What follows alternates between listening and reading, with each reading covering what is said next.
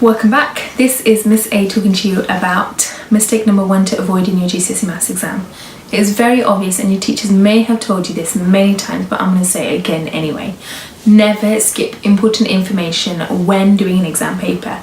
I have seen so many students who see a graph or a diagram and just rush into the very last question, ignoring what's written on top of the graph or diagram or even written on top of the last question. I always advise my students to read the question but don't annotate first time. Try to figure out what topic needs to be applied first. Then read it for the second time, underlining, highlighting any important information. Now show your workings for the third time and understand each sentence as you go along. I learned this amazing technique from a colleague in my previous school. She advised students to tick each sentence as you go along. When you understand fully, it will be unlikely for you to lose marks. I'm going to show you a basic example here. Like I said in the introduction video, all the exam questions are shown from the Edexcel past papers. So looking at the question, where has a student gone wrong? We can see that they haven't underlined or highlighted any keywords in the question. Let's read it first. The table shows information about the weekly earnings of 20 people who work in a shop. Okay, so here's the table. Now we've got to work out an estimate for the mean of the weekly earnings. Now underline any keyword, so I would underline 20 people, estimate and mean. Reading it again, 20 people means total frequency.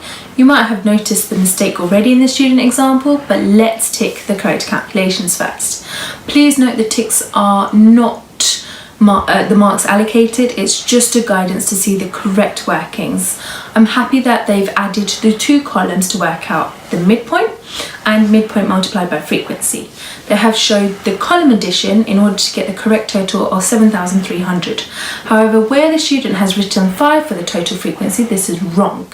It should be 20. This is one of the common mistakes I have seen. This happens if you're stressed or in panic mode, time's ticking, and you want to try and get this question done correctly.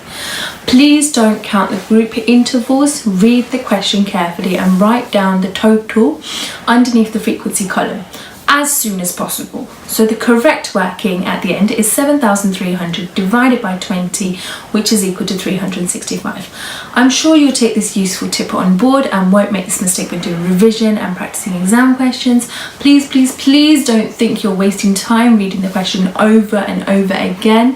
In fact, you're doing yourself a favour by understanding the question properly. If you have any questions, please don't hesitate to ask in the comments below the video, and I will try my best to respond as quick as possible. Please don't forget to like, comment and share this video with your friends and family. Please also subscribe to my channel to see more useful tips. Thank you for watching and I hope to see you tomorrow in my next video.